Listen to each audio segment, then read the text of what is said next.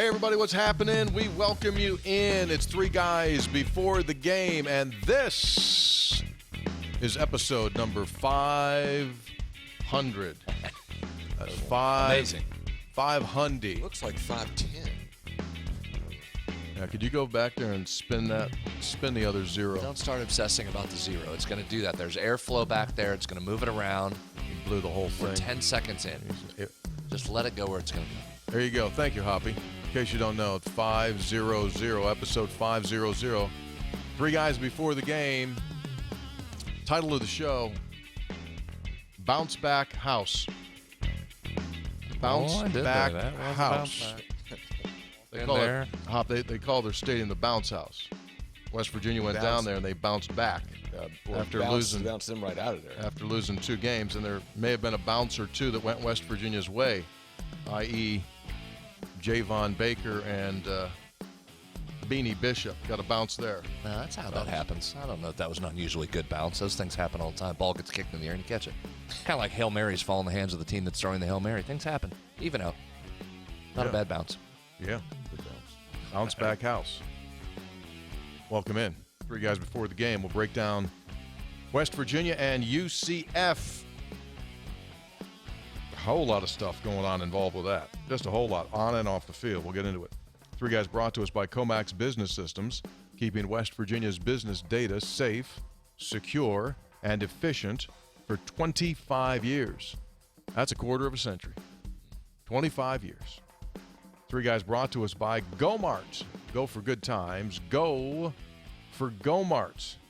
Unbelievable. As we turn the calendar to go to November, unbelievable deals they got coming up in November. I'll get you some of those later. Good.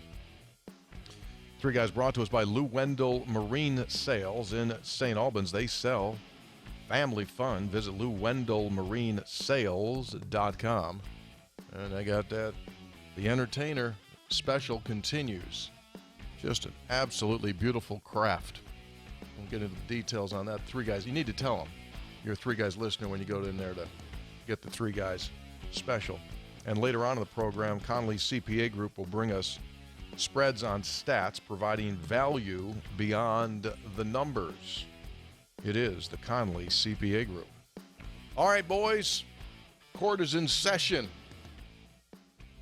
What a difference a week makes, right? Last Sunday morning we were in here and we were bemoaning West Virginia's loss to Oklahoma State.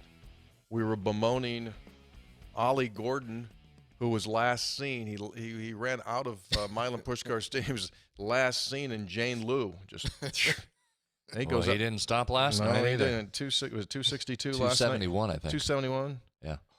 Again, They might have given him the Heisman after the game. I'm not sure. Just might as well give it to him. Give it to him at halftime. Think about what he's did in the last 2 games. Almost 600. I was going to say most guys try to get 1,000 in a season. Yeah. My man's going for like 1,000 in 4 weeks. Yeah. Hello. Pretty good. Anyway, let's bust it on down. Well, first off, as you can see, episode 500, and we have gone to there's no budget on this show, as everyone knows. I mean, we have carte blanche on whatever it is that we need. Yeah. And Austin, our new buddy here on the technical side, I mean, guy's got some foresight. He said, hey, I'm going to go spend about $3-4 on some of those Mylar balloons. Well, now hold on. You haven't bought balloons in a while. They're more expensive than that. I think he's got $1,200 wrapped up in those. those things are not cheap, boys. They're not? No, not cheap. Well, that's awesome. Big for kids' birthday party. I had to buy a lot of those. Austin said also they're supposed to stay inflated for a long time, which means that for 600 we could just buy a 6. Yeah, very good. That'd be good if there was going to be one. We won't get to 6, but we definitely won't get to 8. Well, Wait a minute, you were just talking about 100. You remembered 100 and it said 500. I mean, it happens quickly, man. It does go quickly. Yeah, I'd have to say without any hesitation, there have been, as far as this podcast goes, there's more yesterdays than there will be tomorrows. Wait a minute. You do 2 a week. That's only a year. That's only a year to get. See how quickly I do that? That's only a year to get to 600. Really? It's pretty good. Now, if you did 4 a year. He went Bobby. 500 though. We got to thank everybody for listening along for 500 episodes because you don't get many podcasts that get to 500. Got a note this morning. You two guys got this same note. I did. Meghan and Harry. I assume that's the royal. Yes, royal. Harry's a- Well, Harry- formerly Well, that's royal. Here's a yeah, prince? Yeah. They're There's something about separated from the royalty royal stuff. family. The texter told us they were paid $20 million for their podcast, just slightly less than what we get for this one. They could only muster 12 episodes in 2 years and just disappeared from the podcast universe. So he's saying congratulations on 500. Mm-hmm. Yeah. He said we got less than 20 million. Now we got a little bit more than that, but not here to No, discuss finances. No, 500 is significant for a bunch of different reasons. One of which is it's hard to do 500 of anything, and in the podcast space, there's something called pod fade. And what happens is people begin podcasts and they say, I'm going to do this podcast and we're going to do this podcast. And they get all excited. And unless you do this for a living, this is really hard to do because from a content standpoint, you can really struggle. And that's what happens. The charts are pretty amazing when you see podcasts. They'll show you how like they trend up their number of episodes, and then it just absolutely just drops and shuts down. And I think one of the reasons why we've been able to continue is because this is what we do, right? I host Sportsline, Brad hosts Sportsline. We do 6 of those, 5 of those a week. Hoppy does his show sporadically. And so you're just in that groove of this is what we do. So I think it would be really hard if you just came from outside of the space. We work on deadlines. We work on this is what we do. So 500 is still a huge accomplishment. And to our knowledge, we are the most listened to sports pod in the state of West Virginia. And we have done a lot of significant things. You know, I mean, just recent. No, not being funny. I mean, we made over $13,000 for the lunchbox program at Skyview Elementary through the Source, Kevin Kane's church's organization, by doing the food court. We did the beer, which is the number one. Well, no, it's the number 2. If you take the beers that collectives have done and you put it into Untapped, we're 2. Really? Second highest rated. Iowa State's beer is ranked higher on Untapped. And then you're 2. Kirchhoff's 2. You'd have a drink off with those people. Yeah, Get together with them. You could do that. Yeah. And among other things. So it's been a lot of fun, and we'll see. We'll see what happens. But that's not why you're here. You're here to talk about the world champion Mountaineers and West Virginia's victory. And again, we don't talk about the game before we start recording. And that didn't change here today, although Sparky over on the far side, he wanted to start to wax poetic. I said, just chill. So what do you got over there, buddy? Yesterday, in the Open for our coverage, Jamie, who voices the Open, she referenced Disney. It's hard to go to Orlando and not mention Disney. I think a lot of those Mountaineer fans, Brad, who went down there probably went Disney, or they're there today, or they were there, Friday. And Disney is the place of fantasy, right? Magic and fantasy. Yeah. So I found this quote: fantasy mirrors desire. Fantasy mirrors desire. What do you want? I mean, you fantasize about things, and those are things that you want to happen. So think about going into this game and tell me if these boxes get checked for the WVU Mountaineers going into this game. Show up, despite what happened over the last 2 games, show up ready to play. check. Run the ball. Double check. Have somebody other than Garrett Green run the ball. Double check. Control the clock. Yep, check. Third down. Do well on third down. Check. Do good. Do good on third down. Stop UCF from having too many big plays. Yes, Check. check. Have individuals on a depleted defense step up and make plays. Check. Fantasies equal desire. The desire was there. They executed. A lot to break down. They got it done. Excellent job by the Mountaineers yesterday. Yeah. Good one. Thank you. Well Good done. one. Well Like how done, you tied Hoppy. that in. Well done. You know, the defense was really depleted. So Gyro Favors out, so you lose depth there. Hershey McLaurin out. Lance Dixon not around. And that's how you started off there. Lathan's still out. I mean, Obviously, what Trey do you talk Lathan's about out. that now? So, just off the top of my head, and we'll get into some of the specifics here. Well, Caden Beiser, he was making tackles. He stuck his face out Got there. out there, gave you good snaps, like 26 snaps. You know who the highest rated defender was? Highest graded Beanie? per PFF? Tell me. Beanie? Oh, Ben Cutter. Was he? Oh. True freshman. Had himself a game. The much discussed Ben Cutter, who's had to step up his snaps because of Trey Lathan being out. Ben Cutter pops up with the highest graded defensive performance of the day for the Mountaineers. So well done to him. West Virginia wins at 41-28. Mountaineers score in each quarter. They were up 10-7 after one. They were up 17-14 at halftime. I was really upset at halftime because I thought they should have gotten more points on their last drive of the second quarter. Yeah. That bummed me out. Scoring was even in the third, and then West Virginia outscored the Knights 17-7 in the fourth quarter. Turnovers, West Virginia allowed 17 points against Oklahoma State off of turnovers. Yesterday, they won the turnover point contest 21-zip. Say it again. 21-zip. 21-zip. Turnovers matter? Ball game. Thanks for coming to episode 500. That's what Gus Malzahn said. You should say that. Ball game. Yeah. Turn the ball over 4 times. A couple of interesting stats, and we can pull these apart. Spreads on stats coming up, but total plays run by West Virginia, right? Total plays run by West Virginia, 74. UCF, 69. West Virginia ran 5 more plays. Well, wait. Okay, I'm sorry. What, 5 or 6 cups of coffee today? I mean, slow it down. Jeez. How have we done? Why is he so cranky? How have I we don't done know. He shouldn't be. 499 of these? I just was going to – okay, I'm sorry. Go ahead. My point to that was West Virginia ran 5 more plays and had the ball 12 more minutes.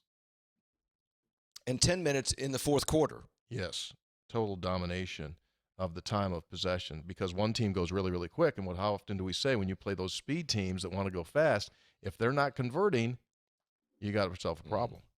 Yeah. All right, Senator, lay it out. We've been waiting for your proclamation. Well, there's a bunch to get into. The spreads on stats stuff we'll dive into too.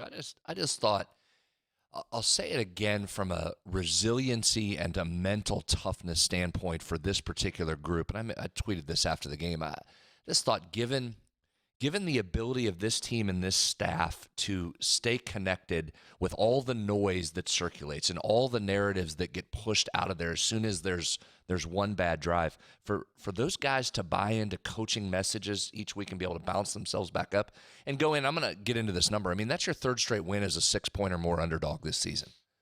Don't discount that. And you talk about market perception is sometimes way off, and I think that there's been some narratives this season that have been just way off. I think the betting market's been off and have played into some of that perception that things are a mess and there's problems, and they keep mispricing this West Virginia team in the market. And there was another one yesterday where they were able to overcome that, a touchdown underdog going into the game. You go on the road, you get the win, and absolutely just hammered them. I mean, you line up. I know that UCF defense is no good, and I know they've struggled against the run. You line up and run for nearly 300 against them. That's significant in and of itself, and there's pieces within that we'll get into. But I think the other part that emerged is something we've been talking about over the last 3 weeks. We talked about it in the Thursday preview episode. What's the defensive coordinator come up with for a game plan now against this West Virginia team? You saw what they picked yesterday. They said, you're not going to beat us deep. We're not going to give up big plays. Only 2 balls thrown of 20 yards or more. One was on the very first play of the game when you tried to take a hit. They said, you're not going to do that. And West Virginia said, okay, is that great? That's fine. You don't want throwing deep? Okay, that's fine. You know what we're going to do? We're going to line up and have 3 different guys run all over you, and you can't stop us. And we're going to run right at you, and we're going to keep running at you, and you got no ability to stop us. You want to change your defense? Oh, you don't want to change? You want to keep protecting against a big play? We're going to keep running right at you. So I think that's significant for this program, this team, offensively. And Garrett continues to play at an extremely high level. You saw C.J. Donaldson look like the C.J. Donaldson from last year. We'll get into that a little bit. Jaheim White has been coming, right? Led the Brown Mention Index this summer. They've been waiting for him to get to a point where they could trust him and get him in there more. You saw what he brings to the table. So I thought offensively that was was just such a significant effort that you're now multifaceted enough that you can't take it all away. You better pick something. And they did. And West Virginia came back and did other things that allowed you to still get the win. Significant win, I think. Yeah. You know, mea culpa, guys. I bought into the narrative. I way overvalued. I mean, so did I. UCF. So did I. Because we saw, with all due respect, because we saw the last two games by West Virginia and the defensive struggles, and because we watched the UCF Oklahoma game. And now, then so we bought in. I don't want to speak for you, but I bought into the narrative. I did too. Now that said, here's the thing, and I know this is hard to do for all of us as fans when you're evaluating it. The turnovers is simply massive, and they were against West Virginia the week before, and they made they were the difference in this game. All those things I just said about the West Virginia offense, if UCF doesn't turn it over, that West Virginia defense was having some trouble. I mean, you could see where that UCF offense can go. They were making it look easy. They were getting guys in space. They were running it. The defense still has some work to do, and I know that's hard given the injuries they have, but those turnovers completely change the game, and it's why, guys, we've heard coaches for years lament the mistakes, right? Don't they always say that? More teams lose games than teams win it in college football, and I thought, there's a real element of truth to that yesterday. Now, the defense has to make plays. You've got to catch those interceptions. You've got to get the fumble, but, man, that changes the face of the game. Yeah, there's no question. How long have we bemoaned the fact that West Virginia hasn't had a quarterback that can attack the perimeter? What a difference it makes, right? Because now you have to respect that quarterback and his ability, and that is exactly where you need to be, where you can, yes, throw it, but you can also have the ability to run the ball. You wanted to talk about C.J. Donaldson running hard, as he does not make the start for the first time this season, and Justin Johnson does. And sometimes that's what it takes to get someone back into the quote-unquote beast mode. And when he went out there, he ran as hard as he has in probably over a month. And got to start. Steve Dunlap pointed out in our coverage. I mean, started maybe from 7 yards back and was going downhill. And Tony, to your point about a running quarterback, and it's not just about when he runs, but the fact that you have to respect Green's run. And on that touchdown where C.J. Donaldson was like 5 yards out, went around the right side and got a touchdown. When you look at that play again, Green sticks it into Donaldson's stomach, and the linebacker freezes on Green because they think it might be a quarterback draw. So he freezes on Green. There goes C.J. Donaldson jogging around the right side. So it's not even just when he runs, but the threat that he can run. Yeah. And Neil said, didn't say it publicly, but said it privately before the game, that they were going to give Garrett more read options this week. In other words, take him from where he was to a little bit higher level, if it's intermediate or if it's graduate level now, of letting him have more decisions when it comes to the read option stuff. Well, if you can't read, then you probably need to call. And if you need to call and you're a business owner, well, you got to call Comax, and here's why. Okay. They can do digital phone systems and bring them into your business anywhere from 1 line to 1,000 lines, and they have, obviously, the technology is just amazing now with phone systems for businesses. Whether your employees are there or not there, it does not matter. They will forward all your inside communication out to your folks if they're out in the field. It's Comax Business Systems, competitively priced, efficient. Ultimately, new phone systems make you more money because they save you money and increase your business opportunities. Visit ComaxWV.com. Plus, obviously, they do remote monitoring and any other thing you need for your business space, equipment, and more IT services. It's ComaxWV.com. So now we start to pull the onion apart here, and what does it all mean? Back to your original point. We're probably not spending enough time on what you said, Brad, as far as the noise that this team had been getting all week. Let's face it, everyone was stoking up the flames and getting ready to make a pronouncement on the entire season, despite the fact that about half of it was still left to be played.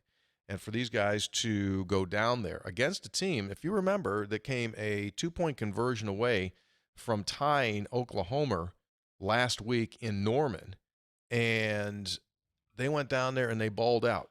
And I think that says a ton. Now the question becomes, can you do it again? You got a golden opportunity.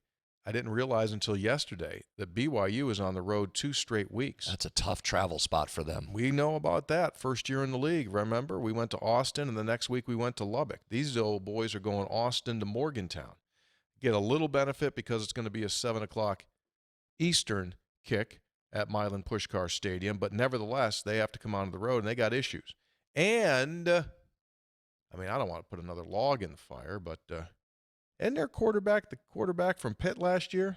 Keaton Slovis. Didn't he have a rather derogatory comment regarding the Mountaineers He did. before that game? Yeah, he wasn't a fan. Used a word that comes after E in the alphabet? Yeah. Yeah. Just thinking. Anyway, you remember that, Hop? I don't remember that. Oh, yeah. It's on video. I don't know. Mountaineer Nation might remember that. We'll get into a matchup later this week, but this is going to be one of those games. You know how much I've talked about quarterback pressures, which we're going to get into here in just a minute. That's a game you might want to dial up some pressure there. It might be to your benefit. Yeah. Lee Koba, did he hit John Rice Plumlee Yes. in the back lot yesterday? Yeah, he did. Boy, you know, Tony, so much of that, I mean, that's a play, but also you got to have a little bit of luck because then the West Virginia guys there to fall. And I mean, think about Fox's fumble when he took that hard hit, and there's Tomas Rimac, like right there, comes off a block and gets it. So That's coaching, though. what's that? That's coaching. That's coaching. Isn't that That's coaching, Brad? But Well, it's all coaching. I mean, it's all isn't that coaching? Rimac getting that? They probably coached him to do that, didn't they? Yeah, well, absolutely. Went over it over and over, Yeah. which they really did go over it over and over, but sometimes you still got to make the play. Yeah. It's like they go over and over, don't run in the punt return. Sometimes you run in the punt return. Yeah. Don't do that. Right. I get it. Rimac being back helped. Yeah. I'll get into that too. A little, you went back to being left-handed on the running game. That was, they might as well, you know, Michigan's in all kinds of trouble for stealing signs and doing all kinds of, they had military and all kinds of things there, what they were doing on those spy planes. The military. All kinds of things. I don't know exactly what they were doing over there. You could have stood behind West Virginia yesterday with an arrow pointing, saying, "We're running this way, UCF. You want to put more guys in the box over here? Come on, just come on over with it. Running to the left, guys. You want us to try and stop this?" Couldn't. What are you saying? Ran it left, couldn't stop it. Yeah. By the way, Lee Koba, real quick. I think if and again, I always give this disclaimer on Sundays. Those PFF stats are still Maturing. developing, They're maturing. That's a good word. Maturing throughout the days here. I think they have Koba down playing every snap in yesterday's game. Seriously. That's not easy to do. Seriously. They got him listed at all the snaps. Every snap.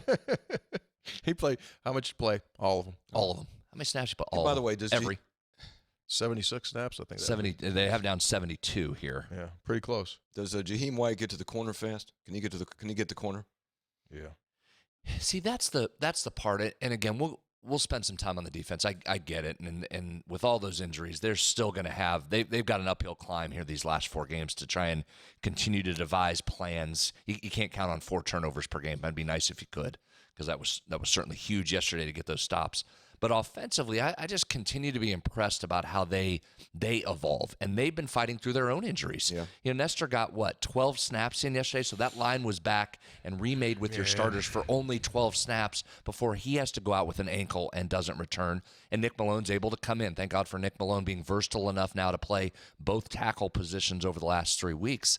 But you were cooking early again with that line. And so West Virginia's offense has found a way, as it's doing its own plug and play, to continue to get better and better and better. And now you're getting those multiple weapons. Not only scheme-wise has Neal, I think, done an A-plus job of giving different looks, moving people around, getting people in positions where they can make plays. Now you got guys that are being able to mix in. So, you know, Garrett, by the way, I say only, had 210 total yards yesterday. Felt like he had 1,200. Mm-hmm. Like that stunned me that he didn't have more than 50 yards rushing and 150 passing or whatever. But we mentioned C.J. Donaldson gets his. Jaheim White now, if he can keep playing a little bit more, if they can trust him in pass protection, if they can trust him to know where he's going, he does bring a different element. And you don't have to get fancy. Just that quick toss to him when he's kind of flanked out there and he can get to the corner.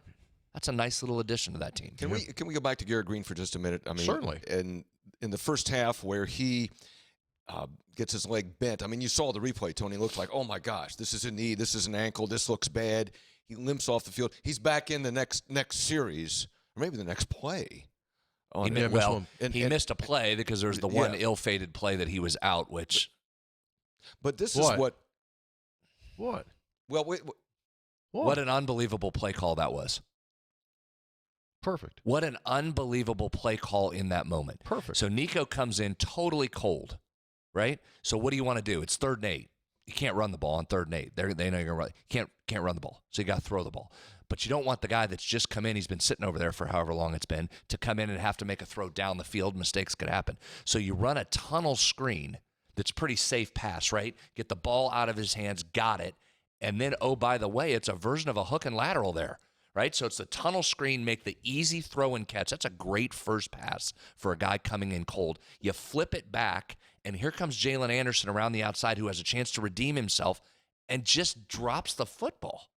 Oh, you talk about a running lane being wide open for certainly a big gain, potentially a touchdown. Just thought it was an unbelievable call that, again, you gotta execute those things, man.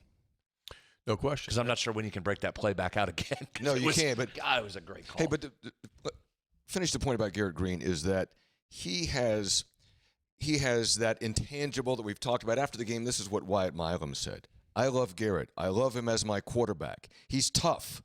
Just having him as a quarterback, as a leader, he really gets us going. You never see him down. He's always pushing and encouraging us. Tony, what's the value of that? I mean, it's you can't priceless. You can't even quantify that. I mean, he takes the ball off the right. He's hurt. He comes back in the game, and then on that one of his touchdown runs, takes the ball off the right side, jukes a guy, runs into a guy, or over at the goal line. I mean, he's Hoppy in today's parlance. Yeah, he's a dog. he is. DAWG, that dog.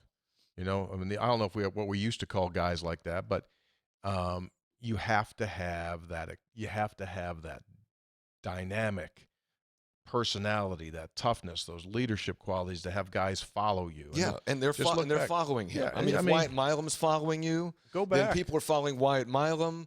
Okay. Yeah, go That's where you back wanna to every be. really good quarterback any school has.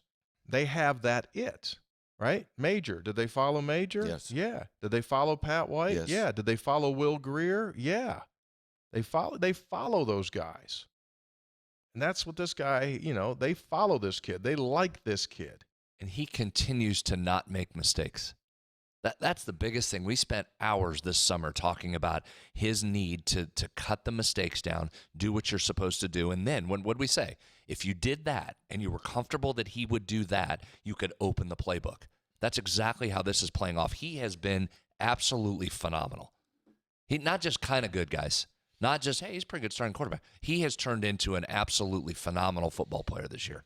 He's been great. By the way, side note, the more Wyatt Milam can come out for interviews, the better off it would be. He was fantastic yesterday in his debut appearance. Yeah. I don't know if his debut, he might have done one last year. But he didn't do them a whole lot. He was tremendous.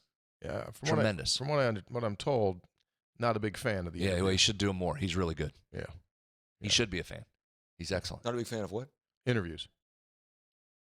Not That's a big all right. fan. He was great. Engaging, personable. Yeah, By the way, so was Preston Fox. We had Preston Fox on the pregame. First time we've heard Pac-Man? from Pac-Man Fox, Pac-Man Fox? Yeah. Stedman Fox, and he was Yeah, fantastic on the interviews. sometimes he's Stedman Fox go on our Stedman broadcast. Fox Yeah, too? when he Yeah, makes a Brad- great receiving yeah. play, he's Stedman Fox. He's just out there making great receiving plays. Yeah. Yeah. All right, you ready to do some stats? Sure. Again, this is these stats will change during the course of the week, but for now, this is what the numbers say. We'll just go right to the numbers. Here comes a heater.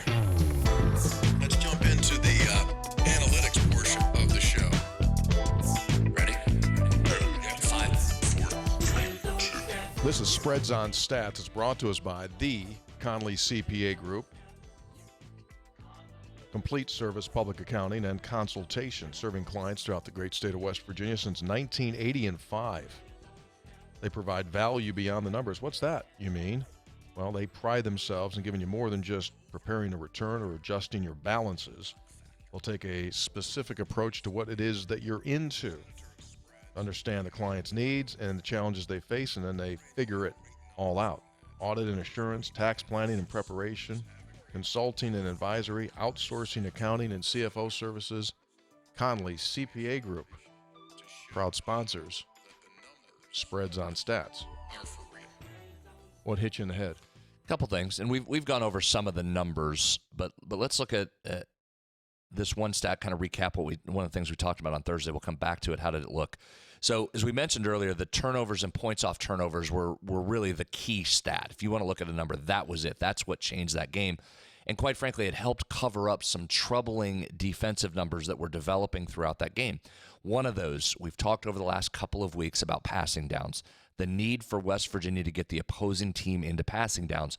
That was going to be another critical component, I thought, of a win this week because UCF likes to run it so much, right? Can you force them into throwing the football? Ultimately, you did. Late, they had to start throwing it because they got behind by so much. You saw what happened, Hoppy. What happens when they had to just become a passing team? They made mistakes, missed passes, threw interceptions, et cetera. Couldn't do it. Correct. Game was already decided at that point, but the numbers continue to hold, except for this one. This is where turnovers just erase a lot of the stats that you think matter. In West Virginia's wins, West Virginia's put teams in passing downs 37% of the time. In losses, those teams have been in passing downs only about 24% of the time. And we've talked about the rushing success has kept teams out of passing downs. Yesterday, only 20% of UCF's downs were considered passing downs. Oh, wow. So they were having success running it. Ran it for nearly 6 yards per carry. Another troubling number yesterday. West Virginia's got to find a way to fix this. Last week, Oklahoma State went for 7 yards per play on first down. That let them control it, right? How much better or easier is it, Hop, when you're in 2nd and 3 to open that playbook up and be able to do what you want to do? Everything's available in 2nd and 3. UCF averaged 7.5 yards per play on first down. That's a problem. UCF averaged 9 yards per play on third down. So again, do turnovers make a difference? Yes. Can they just wreck your game plan, which they did for UCF yesterday? We talked on Thursday to keep an eye on the right side A gap between the center and the right guard for Central Florida. We did bring that up. When they run it there, they've had success. They were averaging 9.8 yards per carry through that particular hole in Big 12 play. UCF yesterday had 10 carries through that gap, the most of any area on the field, but they were held to 61 yards rushing. So still a big number, 6.1 yards per carry, but significantly below their season average. 33% of their rushing first downs came from that hole. So that stayed true to the scout. West Virginia did a better job than most Big 12 teams have done this year in slowing that hole down. Am I correct? They only ran for 27 yards in the second half? I'll tell you. Is that I think right? yeah, I believe so. I think if you take away some sack yards, but they have 150. They have 150. They had like 150 and 27 rushing yards second half. 20. That's a mind blower, isn't it? Yeah. You wouldn't expect that. You wouldn't think No. that was the case at all. No, they had to change up their game plan. That's why you forced them into doing. And see, that's what you want to do, right? Force them into doing something they didn't want to do. That was to have to throw it. Some individual performances. Let's look at this real quick. We talked about CJ. I said they were left-handed with CJ yesterday. Yeah. 70 of his 121 yards came running to the left side. 5 of his 6 first down runs came running to the left side. Remak and Milam being over there to anchor that side, big again. And 6 tight ends over there, too. Garrett Green. We talked on Thursday how he led the country in first down rushing percentage. 44% of his carries had gone for a first down. 6 of 13 went for first downs on Saturday. 46% of his carries, even better than his nation-leading average. Here's the other part that was big for him. They took away that deep passing game, said you're not going to throw it deep on us, right? Mm-hmm. You're going to do something else. Can you throw it underneath, Garrett Green? Yeah. Can you make those plays underneath? Yeah. He did. 61% completion percentage yesterday, up from his season And average. it should have been over 80. I was just going to say, and should have been more if receivers don't drop balls that are thrown right at them. Yes. So well done in that area as well. Beanie Bishop. Hoppy, you mentioned the unbelievable play on his interception. Well, he was coached to A catch. tremendous job of coaching there to get him in the right position when the receiver's falling on his back and then kicks it straight up in the air. Thought Neil did a great job of coaching him up on that, how to play about 2.5 yards behind the receiver, be patient. Keep your eyes on the ball Keep when your it eyes popped on the up. ball. Just when that comes off of his foot, make sure that you go there. And they did a great And then job when it's coaching in the that air, up. you make sure they've coached a bunch of times. Go in there and you catch it. When the ball's in the air, you actually go catch it. It was very good by Beanie Bishop. Yeah. That's his 4th interception on the season. Pretty good. Yeah. Here comes your set. Entire team had 4 last year. Yeah. Entire team had 4. So well done there. Well done. Let's talk against the spread numbers for a second. I alluded to this in the open. That's your 3rd straight win this season as a 6-point or more underdog. 2 of those have come on the road. Excuse me for a second. It's going to get big now. 2 of those have come on the road. That's 8 overall wins under Neil Brown in 4 3/4 seasons when being a 6-point or more underdog. West Virginia has six total road wins when a dog is 6 or more since joining the Big 12. And Neil's got how many? Neil's got 4 of those road wins. 4 of the 6 road wins in that category. Pretty good. So West Virginia doing a nice job this season. Again, I think some of that narrative and some of that noise out there has influenced the market. And West Virginia's been getting some good numbers and handling it. Speaking of the market, speaking of the odds, short-term memory, didn't you have a ticket that said West Virginia would win more than 4.5 games this season? Cash it. Thank you. Thank you for bringing that up. So congratulations to all of us that said that 4.5 is a bad number. They're going to win more than 4.5. We'll take that to the window. So congratulations, everybody. Hey, Take it spreads. up. Take it to the window. You take it to the old school. Take it to the window. You don't even take it to the window. You just cash out on your app. You don't even Well, I go wasn't to the only one that had that. Some people might have taken it to the window. Have you ever gone to a window? Yeah. Oh, you have collected with a window. Sure. That's old school. That is old school. That's old school. You have like a newspaper wrapped up when you walk in there underneath your arm and go, hey, here's a ticket, and you can pay up on this. So solid point. I'm glad you brought that up. Thank you. I meant to congratulate everybody yesterday on that. Your kids can get braces now because you hit that? Well, maybe not that. Hey, can I add to your spreads on sets? You're the guy. Can I throw in something that just Well, sure, By all Hoppy, means. by all Well, means. It's an open segment here, so go I ahead. mean, this is you, Hop. and this is I Conley think, CPA group likes you. I get a little obsessed by this, but I think this continues to stand out. Michael Hayes has only attempted 10 field goals, but he's made 9. Yeah. And the one he missed was 50 plus. Yeah. Okay? So he's been money. Yes. There were no kickoff returns yesterday. 0 out of 6. Yeah. Okay? So Hayes has been solid. Oliver Straw has punted 28 times, averaging 43 yards. There have been no touchbacks. Think about that for a second. I mean, Tony, how many games do you know a guy punts the ball, rolled in, he is no touchbacks, Well, that's and 12 have been down inside the 20. So that's been an element, I think, that's been. I know we've had some issues with special teams, but that part of special teams Well, that's a good point. has But been solid. it is really good, but there's a problem. Okay. And you normally don't bring up problems between teammates, but Straw and Garrett Green don't like each other. Oh, really? Well, that's a little strong. I think Hey, they had a little, could you little put bump. that? Could you They had put a little that? bump. Could you put that slide up, if you would, on the Oliver Straw text? Possibly, could we get that up there? So Straw after the game texted this: breaking news: Garrett Green does not like Australians. He wanted to keep me off the field as much as possible today. You dog, number 6. So yeah, I mean, Ollie comes here to punt. And Garrett's out there running around, doing all that thing, and Oliver only gets to participate twice. And we know, and he's probably going to have to go to the portal now. He's probably going to have to find a team that's really horrifically bad on offense so he can punt 9 to 12 times in a game. So Ollie's a little bit upset by the whole thing. Well, Hidden yardage we talk about, field position. There's that great stat that if you're plus 10 in field position yardage, you win like 96% of the time. It's something ridiculous. You know what West Virginia was yesterday? Thanks to those special teams, thanks to the interceptions, starting short drives. at least plus 10. Plus 18. Plus 18. That'll get you a W.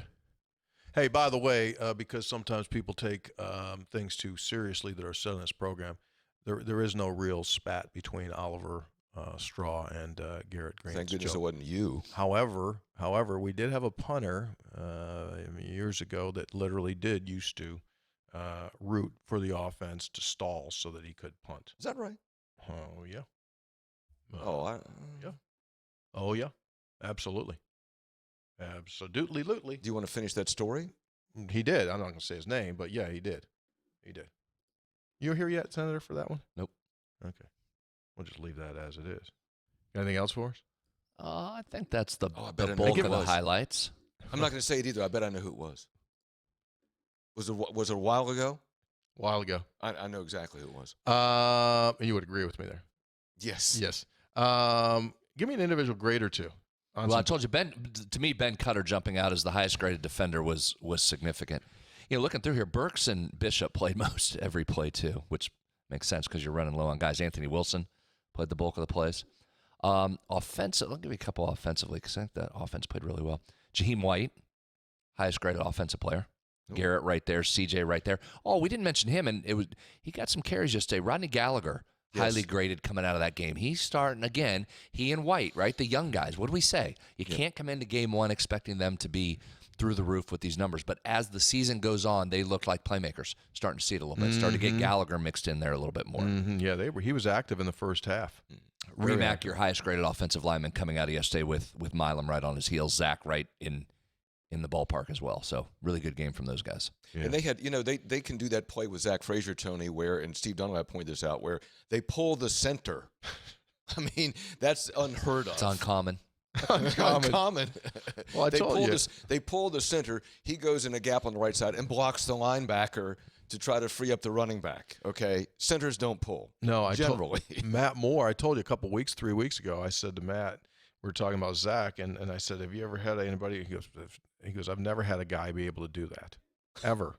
But they can do things with him that he can't do with other guys because he just has the ability to go get it done. So super happy for him.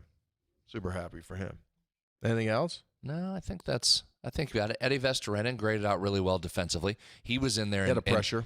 He caused one of the interceptions. Yes. One of those, remember we were talking about that Plumlee could not step into the throw, had to short arm it because Eddie V was right up in his face, led to a drastically underthrown ball that was picked. So credit to him on that as well. He didn't get the interception in the stat sheet, but that was because of him that ball was so short. There's got to be a stat for that, short. Brad. Should be. Well, I mean, interception assistant. Yeah, really. Assist. Yeah. He would get one on that. Yeah. I'm just looking at total tackle numbers. So Lee Koba had a day, right? 8 total, 5 solo, 1 sack, TFL, and a forced fumble. That's a day. Welcome. But see, those guys work in tandem. The fact that Cutter had such a good game, that probably means that Koba's going to as well, right? Because who do you handle here? They're both running wild back there. I stood behind Ben Cutter. Probably should have introduced myself to him, getting on the airplane. And interesting body build. For a true freshman? You kidding me? He's got a Grant Wiley body. Oh, really? Yeah. Back before Grant started doing the hot yoga. I mean, Grant's like $176 now. He's leaned out. Yeah, he's leaned out. Speaking of former Mountaineers, after the game, I got one of these, which always makes you nervous as heck. I got one of these. Tony, it's been a long time. You probably don't remember me. Oh, jeez. Former player. Oh. I binged it, fortunately. Corey McIntyre. Oh, yeah. Yeah, Corey McIntyre. And you nailed it? Yeah, I got him. Boy, what a nice career he had, not only here, but then in the NFL. Charles Emmanuel, I saw him as well at the contest. He was going over to Charlie Bauman's place. Charlie's got a place. That's right. I don't know if they serve Courchevel yet. Probably want to, but we haven't reached out of state yet. But, yeah, so there's, as you can tell, guys, ton of Mountaineers that are down there. Yeah. Ton. Good representing. Corey's son's on the team. That's why he was sure, at the game absolutely. watching the game. And he's got another one. He said, here's my other. He goes, a receiver. hey, there's my other one right there. How'd he look? Long. He got some offers too. Yeah, he got a nice little spreadsheet of offers. yeah. So he told me that his son. Come on up. Receiver, come on up. He told me that his son that's here is having a great time. Yeah, and good. obviously they think a ton of him. They've oftentimes mentioned. Plus, you got to, as I said this Thursday of last week, don't discount all those kids coming back to the state of Florida wanting to really perform well. Mm-hmm. And, C.J. Donaldson, Garrett Green's grandmother saw him play for the very first time. So that was huge for those guys. And I'll tell you what, after the game was over, it was like old home week on the field between the two teams. Oh, because really? those kids, they all know each other. They're from down there. They played against each other. Some of them were on the same high school teams. It was like everybody knows everybody. Hey, real quick, speaking of it, made me think of some defensive linemen too. We talked about, can that group come back to where it was during the 4-game winning streak where you mentioned a bunch of guys? You called some names yesterday, Brian, I assume. Vestorenen, you said a bunch. Lockhart, you said a bunch. Happy for Jalen Thornton. How about him getting right in there on that? Loved it. Got that fumble. He was good. Molba was good again. Those were all three higher, your top 10 rated players. Yeah, so that defensive line came through again. And, sometimes, Brad, you pointed out yesterday that you don't call Martin's name, but there was a key play where Martin got double-teamed, and Cutter was wide open to go through the gap. That's a great point. I forgot about that. Yeah, so, we didn't say Sean Martin's name a bunch, but guess what? He had 2 guys on him, so you got to occupy 2 with Martin. That freed that gap for Cutter to shoot right through. That's a good point. 3 guys before the game heading toward textual healing. And a reminder to you that Gomart is giving away triple points. Excuse me? From November the 1st through the 31st of December, Gomart is offering you folks triple points for your Gomart card on Tuesdays.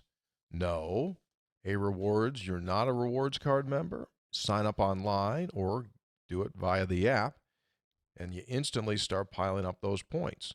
So go to Gomart.com, get your Gomart card. This holiday season, shop, snack, and savor the season with Gomart, where Triple Point Tuesdays are sure to warm your heart and fill your wallet.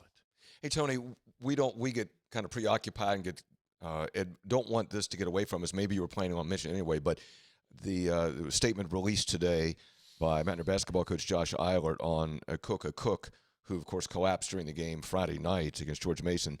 And Eilert said, Cook is recovering at his home in Morgantown. He will continue to be monitored and evaluated by our medical team. Brad, you were at the game Friday. It was a scary moment. Frightening moment, yeah, as he collapsed in the first media timeout of the second half and was down with medical personnel who got there extremely fast. Both WVU medical staff and the emergency crew that were on hand got there really quickly, but he was down for every bit of 20 minutes before they were able to get him up, get him out on a stretcher. And then after the game, Quinn Slazinski and Josh Eilert both talking about Cook texting throughout the rest of the game and saying congratulations and glad to hear that he's home now and resting. But that was certainly a scary situation in the moment. Horrifically frightening. And as you said, the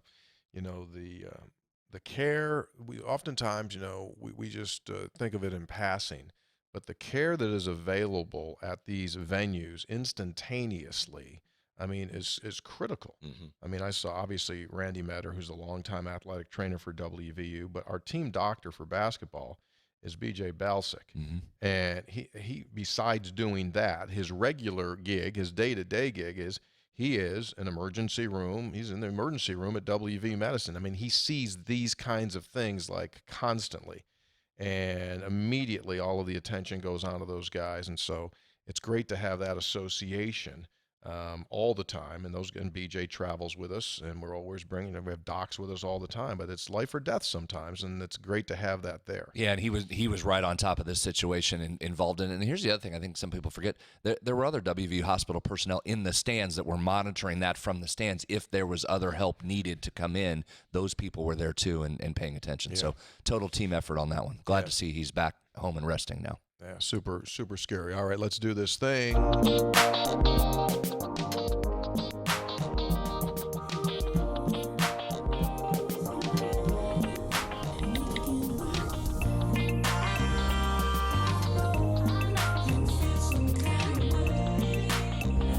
I wonder how long the Textual Healing Song, how many episodes the Textual Healing Song has been in. That'd be a good one to go back. Someone might have that. Someone that researches such things. Thank you very much. 150?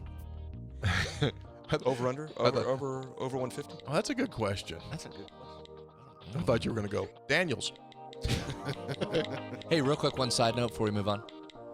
Jesse Edwards might be fun to watch this year. He's a dude, man. Well, we'll get into basketball. Pretty good player. I watched the last 10, 12 minutes. He's a dude. Yeah. He should get the ball, Brad. He's going to get the ball. Give him the ball. Yeah, he's a dude. I got. Ofre Neve. We got to get tougher, dude. What do you mean? Oh, yeah, you got a long way to go. We got to get physical. Yeah, you got a long way to go. We got to get physical. But you got a couple pieces there. If you had battle, he's a tough. that offense, that's a game changer offensively. Yes. But you could tell guys were still trying to find their way through, learn the offense, find their spots. But I'm just saying, Jesse Edwards is going to be fun to watch. Brad, you made a good point, and that is preseason game, exhibition game, whatever it was, and was Coach Eilert, was he into the game? Teddy, we had him on Three Guys. We asked about, he's so calm and chill. And after the game, he just calm and chill and measured and just really. We asked him, okay, what's the sideline demeanor going to be? And in fact, I got on him. I said, come on, you got to get a technical like early on, get it going. He goes, no, I'm gonna be calm. Didn't take long for the coach. My man was animated on the sidelines, getting after those officials. The block charge thing, we'll get into that as the show moves on. The block charge thing is there. Josh is arguing with that. He was great. I thought that's the other part we'll talk about. Staff-wise, I continue to be impressed not only with the job Josh does, but these assistants as well. They were all engaged, coaching, talking to these players. It was fun to watch them. Saw Coach Dickey had the first seat, didn't he? Coach Dickey was right in the mix. Coach Dickey been in a few hoop tussles through the years. I was glad to see that. It's fun to see Deshaun up and calling a player over, right? Yeah. And Alex, we've seen before. Jordan's bad. I thought they were really engaged. And I know, Tony, I said it was a fun atmosphere. I mean, if you would have told me we were walking out of there from a mid-January game from a crowd being into it, it was a close game. It was back and forth. It wasn't your normal exhibition game. Yeah, that's good. What did they list the attendance at? I didn't see. Somewhere around 9, I think. Oh, really? Yeah, I mean, it's a pretty good crowd. Okay. We begin with a poem in textual healing. Spread, Scopes, Triple H. Big Z from Morgantown. Here we go again. Ready for a poem? Sure. In the gridiron's embrace, a tale unfolds, mountaineers and knights and battles bold, FBC mortgages stage, a symphony start, West Virginia's anthem etched on the heart. Garrett Green, a maestro in cleats, 3 touchdowns, dance to victory's beats, Bishop's interceptions, Koba's force, defensive notes, charting a winning course. A 17-point crescendo, fourth quarter delight, Mountaineer resilience, a radiant light. In Irish jig rhythms, the run game sways, 286 yards in triumphant displays. Beanie's interceptions, defensive waltz, Koba's forced fumble, altering the pulse. Triumphant echoes in the Florida night, a 2-game skid halted in the football fight. Mountaineer jubilation, a spirited cheer, resilient journey crystal clear. Towards bowl eligibility, the path they trace. BYU awaits the next dance in this football grace. That's pretty good. That's nice. Well done. Yeah. Well done. Thank you, AI. No question. Really? You think that was AI? Absolutely. Absolutely. Oh, I didn't even think of that. Nevertheless, he put the components in. I mean, he put the recipe in there. He just didn't cook it. Okay. But yeah, it can do that. You just tell it what you want. It spits it out. Well, it was nice. Yeah. Thank you. I don't have anything against it. I mean, you just like, hey, I hope you, Big Z, I hope you did write that. If you did, you shouldn't be writing to this show. You should be writing poetry. Yeah, really. Writing songs, top 40 songs. Texter, identifying as Joe in Charleston, 500 episodes. What an accomplishment. Some facts and figures. WVU football is 42-38 in the 80 games since this show started. Men's basketball has 116 wins, averaging 19 wins a year since this show started. Saturday was the 13th road win since the show began. Only Tech last year and UCF in the Eastern time zone. You have to go back to 2014, Maryland otherwise. So he grades us solid, mostly consistent win in all 3 phases. That is what fans wanted this season, Joe and Charleston. Anecdotal. Not scientific. Here's another one that kept track of us, over 500. Hey, 3 guys, this is AJ in historic South Park. I'm formerly the real Morgan in Morgantown. Congratulations on 500 episodes. I took a look at the numbers, and since August the 31st of 2017, your first episode, the world champion Mountaineer football team and basketball teams are a combined 158 and 122. That's 56% winning percentage. The greatest Mountaineer team of all time, the 42 national champs, coached by Dyke Racy, had a 66% winning percentage. So thanks to 3 guys before the game for keeping the old gold and blue moving in the right direction. Texter says, I have just 2 things to say. The one weekend I decide not to play DraftKings and take WVU and Kansas in the upset, they both would have hit. Criminal on my part. Last thing. Renz, thanks for having us retweet as one of the all-timers. Congratulations on 500, guys. Yeah, so after the game was over, as I made my way toward the buses to get home, it's kind of crazy what they do there. When the game's over, fans are allowed to go onto the field. And I didn't know it, so I look over in the tunnel after the game was over, like 5 minutes, and it looked like they were getting ready to start Woodstock. I mean, it was completely shoulder-to-shoulder people before they released them. And then they let them onto the field for about 30 minutes. You can just wander around. So I'm looking up top, and I see this dude with a Mountaineers jersey, gold 18, wearing gold 18. I'm watching him. He's like he's a three-quarter sprint. I'm saying, what's this dude going to do? He runs out to the middle of the field. Drags his heel across the logo. He's all by himself, and he just gives it a big wave. Just gave it a big wave. So I walk down, I start seeing people, and they started going, hey, thanks for having us. Thanks for having us. I got a couple of those texts last night. Oh yeah, it's out there. Hey, Luke, play me a thanks for having us. Had a couple with a thanks for having us deal. Saw some other people. Obviously, we don't have this. Okay. Well. Let's go, Mountaineers! Well, that's your lawnmower dudes. That's our guys. Yeah, that's your Jason and John. Yeah, the Jason. Yeah. That's they the said, "Let's go Mountaineers," and thanks for having us at the end of that. Yeah, exactly. Yeah. Hey, thanks to. Do you have the picture of Eric on that tweet? Did you talk about that? Eric Holt was one of the first ones in. He gave it the picture of the "Thanks for having us" T-shirt. The blue one. Yeah. Yeah, that's the blue one. Yeah. So Eric's a P1. Eric's P1. And these are the pictures, Luke, that Dave had sent you. The blue T-shirt. Nevertheless. By the way, we talked about this yesterday. I was kind of dismissive of it, but I think we're seeing that a rivalry quickly developing with UCF. I mean, if you go to Kansas State, you go like, hey, folks, good luck the rest of the season. I mean, I think it's kind of like that. I think there's already, Brad, some tension here in UCF and West Virginia. One of the reasons is because of maybe the opponent's attitude, but also that West Virginia fans, I mean, Tony, you were there. Was West Virginia representing yesterday? Tremendously.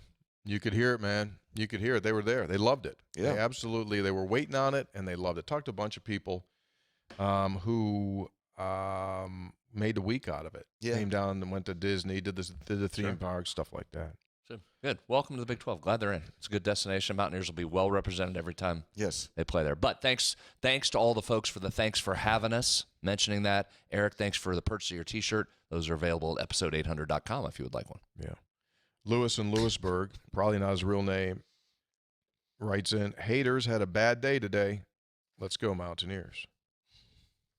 Texter, hello, Scope, Spreads, Dr. Kirchhoff, Ph.D. When I was a student at Concord, I read, how do you say that guy's name? Goethe Faust. So I was definitely thinking of that when the Faustian agreement reference was mentioned. I was very relieved when Dr. Kirchhoff stepped in and explained it. We have Spreads on Stats. Can we get a segment where Hoppy explains literary references brought to us by the Book Exchange? Anyway, I'm glad the Mountaineers broke the losing streak. This team is very fun to watch. Keep the great content coming. I'll listen and occasionally watch as long as this train keeps on rolling down the line. Jeff in Edwards, California. Hey, Tony, I followed up on this, and I think I have this right, but as usual, there's probably an element there that's incorrect, is that the whole Faustian bargain. But you all can relate to this because one of the great rock guitarists of all time is Eric Clapton, and he has the song with Crossroads. Went down to the Crossroads. Yeah, sure. Okay, and that's reference to Robert Johnson, the great blues guitarist, who supposedly went to the Crossroads and sold his soul to become one of the great blues guitarists of all time, the Faustian bargain there. So that's what Crossroads is about. So it's that's another. Well, here's another one along that line. This is signed by Not Dean Smith from North Carolina. Of course, the dean was correct regarding the Faustian bargain.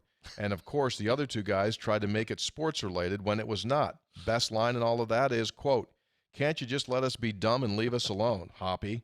The teaching never ends. Take it from a real dean. So this guy identifies as a real dean from North Carolina. I wonder if he was involved in that academic fraud situation there at UNC. There was no fraud there, Tony, because every student, Brad, was entitled to take the false class. Well, there might have been fraud, but there wasn't an NCAA violation. I think that's an important distinction because it was happening across the whole school. The whole school. It wasn't just athletes. Anyone could take the fake class. Anyone could take the free class. Yeah. T-Dub in Barbersville. You fellas remind me. ACC still worries about academics when they let teams in? Is that still a requirement for that league, or Absolutely. no? Huh? Absolutely. I thought that the maybe that highest concern. Thought it went away because No, the highest concern. Still think okay. Yeah. T-Dub in Barbersville, you fellas remind me of Johnny Carson's character, Karnak the Magnificent. You're holding up the envelope and saying, thanks for having us. You guys called it. Sportsline and Three Guys laid out what we needed to happen, and we executed. To all of those fans who were done last week, applications for new fans will be posted at a later date. You're either with us or you aren't. Texter, listening to the conversation about attendance at the stadium, I think Tony's take on the reason why it's down is absolutely spot on, but I also think that it matters that there's so much turmoil about the academic transformation process currently happening at WVU and the angst that so many feel about the whole process. I know this is a sports podcast, but that's got to play a role as well. Hoppy, does it? Are people not going to the games because of the academic changes? I don't think so. Texter, hey, Three Guys. I have to stop mid-show to text in and ask, what the heck is Hoppy talking about? You absolutely do not wear Virginia Tech gear as a Mountaineer fan. You stroll right into Lane Stadium wearing the old gold and blue. I've been in the situation wearing Braves gear at a Phillies game Braves were not involved in. It's worth the bad looks and the words, I promise. You can still enjoy Enter Sandman with a flying West Virginia on your chest. Let's go. Bo in Somersville. Then this follow-up. Is this the guy who asked about wearing Tech colors to their game? If so, that gold and blue really looked good in the middle of all that weird purple. I didn't watch much of that game. I So flipped did over I. and happened to see that. I watched like Was 3 there? minutes of the game. Yes, I that's got legit. home. saw I that. sat down, Yes. and they took that shot, and I said to Joan, I said, look at that West Virginia guy in the crowd. Yeah, same. And then I turned it back off because Syracuse is so bad they were getting their butt handed to them. But the 3 minutes I watched was that right there. Really? And that's not photoshopped in? That's No, real? no, that was real. I watched the game live. That's a screenshot from the game. That's strong. That's strong. Yeah. And also to the fan who wore Braves to a Phillies Philly? game. Yeah. All the opposing stadiums. I don't know that I'd do life that. in her own hands there. Congratulations, Bo. I would not be doing that. In-game text, Todd in Missouri. Hello. Watching us defend UCF as they run at will, other teams will stack the box on our run game with success. In contrast, we appear to play more of a prevent scheme, giving UCF not only the run game, but also the short passes to drive the field. Why do we do this? Am I missing something here? I don't know. They ran for 27 yards in the second half. And ultimately, the goal is to win the game. So, anyway, he adds, I'm sorry, I jumped in. I'm getting excited for my trip to Preston County for deer hunting. Thanks for the show. Like many of us that have moved away, the show keeps me connected with my beloved West Virginia Mountaineers. This next text is interesting. Not sure if you've ever noticed or not, but the Big 12 Conference has historically listed all game times in Central Standard Time. Definitely not a big deal or something to spend a decade dwelling on, but this is something I noticed. I did see Eastern times the past couple of weekends, so maybe a national nightmare is over. Signed, W. Baker, Morgantown. Not sure it's really from W. Baker, but Last night, after they released the game times for this week, the Twitterverse was blowing up. Can we put the schedule for this week's games up with the Eastern time zone representations and all of that? I mean, it was a huge, huge thing, and people were certainly reacting to it, and people got fired up over it. do you think we're now at the point, like you're over the point of no return, like it's part of the Big 12's office now, it's their collective front of their minds? They've got to put Eastern in the Eastern time zone games at least? I'd like to think so. So what they did this weekend with the new graphic is like if BYU's playing, they listed one in Mountain. You know, They should. Yeah, for that one first, and then you can just do the math, right? Yeah, I mean, look, for that's the time of the BYU fan. So you can as a courtesy, you could put that in So they there. did both. They did 7 Eastern, 5 Mountain. Yeah, that's fine. Yeah, that's the way they should do it. Yeah. Sure. But I think with the point being, BYU should be thankful that they were able to get that in year one. They didn't have to wait a decade. Tony, bring that up with the BYU folks when you see them at the. They don't even know Right. that that's a big deal. Yeah, they'll just think that's normal. But I mean, I would say it's probably. Would you think among the 500 episodes and the things that we've been able to accomplish, that getting the Eastern time zone fixed it's definitely a top 3 thing It's that way up the list. Could it be one? That's a pretty big deal. It is because it Because transcends West Virginia. Correct. I was just going to say the impact that has had to Central Florida, Cincinnati, BYU, and Utah, Arizona State don't even have any idea that this was. They're not even in the league. Right. So they're just going to walk right in, think everything's just hunky dory, Right, and everybody's got it. Yeah. Should owe a debt of gratitude for that. It's a Well, red. it was. Yeah, Ren was a big part of that. Well, it was crowdsourced. This yeah. was a really good. We do the hashtag. You're wearing the nice efforting shirt. Episode800.com. We should do another hashtag team efforting. There's a lot of team efforting that includes not only just us yapping about it, but all the fans. The fans have done a really nice job on this. Yes, they have. Of taking over those posts. Yeah. When they would just list Central Time of jumping in. So congratulations to the listeners. They did a great job. And then certainly Ren coming in here recently. I know he's a recent entrant into the annoyance about this, but got done, made his call, got done. And you don't have to, Tony, the way you play this is it was for the greater good. It was greater good. So it's not like we got this done. It's like, that's for the greater good. It was here to help. Yeah, just here to, exactly. Well, Here to help. I mean, Ren dotted the I and crossed the T. I mean, we wrote the letter, but he finished it. He had to put the punctuation on No question. And then us putting Justin Nusser from the Big 12 office in the Hall of Fame in the last episode. I mean, that certainly that helped. Well, he deserved to be there because he certainly of his, did. Taking action on the issue. Texter, gentlemen, random quick query. Why do football players have mouthpieces dangling from their face masks when they never use them? In the old days, that was illegal participation. Not no more. Ben and Scott Depot. Yeah, he's right. No rules anymore, Ben. I think they keep one. I think they use one, but they let one dangle, and then they put the other one in their mouth. Really? Is that right? I think some guys are doing that, yeah. I think you'd be crazy to play out there without them. You need to have that in your head. Not everybody playing with a mouth guard there, buddy. You need to do that just for the contact. Why do some players? I'm not talking about getting hit in the face. I'm talking about and your teeth bite down. Yeah, your teeth bite down. I mean, when you get hit.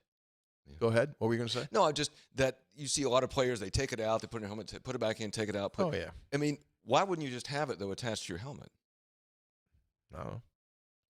I was just thinking we should get like when little kids and they have their binky and they have a little clip so the binky just hangs down there so you can just. Well, you should do that with your lip balm.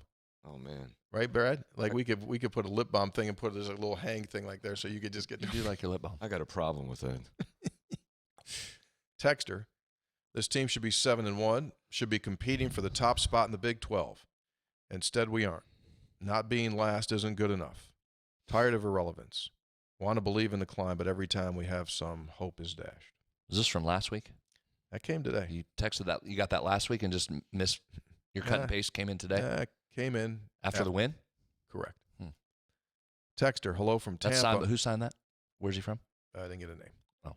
Texter, hello, Paul from Tampa. Game summary. It was the bad bounce house for UCF. Was that atmosphere as intimidating as they allege it to be?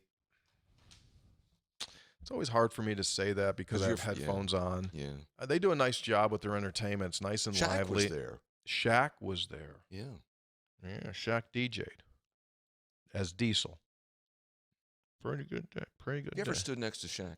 Not directly next to him. I saw him near a pool about 10 yards away. I mean, about 10 yards away. He's a huge dude. I mean, it is weird. I was on vacation. I was. Well, it was an exclusive place. I looked over. Shaq was there. True. I was walking back from the beach. He was at the pool.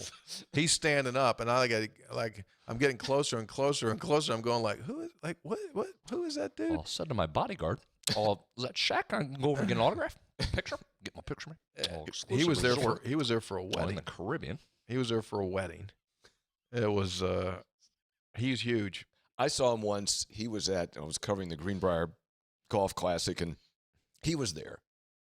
And it was on the first tee. By the way, he's a terrible golfer. But I would imagine. I mean, how do you get down that? How do you do that? He was on the first tee, and everybody was crowded around. So you see everybody on sort of one level, and then there's this person who's like 2 feet taller than everybody. I mean, he's a giant. It's weird. I mean, it's weird to actually. It's see one of my person. favorite things, Tony, when you're around basketball players, and if you're not normally. And you're watching, and everybody kind of seems relatively in the same size group until you're in a normal situation with those guys. Right. Like Jesse Edwards comes off the podium for interviews the other night, like ducks to get down and walks by people, and it's just like, oh my God. Yeah. Periopolis Phil writes, Great playing by Neil Brown on those turnovers, especially the receiver kicking it off his foot. Very gutsy. Yeah. Thanks for having us. I don't know why Malzahn taught that kid to kick it up in the air like that. No, they work on that. Huh? They work on that. Why wouldn't you tell the kid to not kick it? No, they work on that. Kick it in case there's Kick it another to yourself. Kick it to yourself or another knight there that can catch the ball. Huh. Yeah, that's probably what they do. Yeah. Sharing is caring. I mean, also, I think that West That was Virginia. so clutch. Again, the weird things that change football games in the moment. Think if that kid catches that. I mean, he's open. That should be first down inside the 10-yard line there. Instead, it's an interception going the other way, and they're going. Oh, no. And West Virginia scores. I think but I mean, West Virginia fans can relate to that over the last 2 weeks of weird things happening, Correct. right? Like the Anderson play, right? Well, to me, that play that we're referring to, Javon Baker having to go off of his hand, By the way, he's pretty then good. kicking it into the air and us picking it up. That is the give back for the Jalen Anderson at Houston play. Yeah. Because they were going to go in to score. West Virginia instead, they come up with the ball, right? And those football things change karma. games. Yeah. Those But things change you do. games. You know what though? You get greedy and you think because they really fell apart in the fourth quarter. You think, can you hang on to one of those for another game? You know, Move it forward. yeah. Dividends. Texter, awesome birthday present.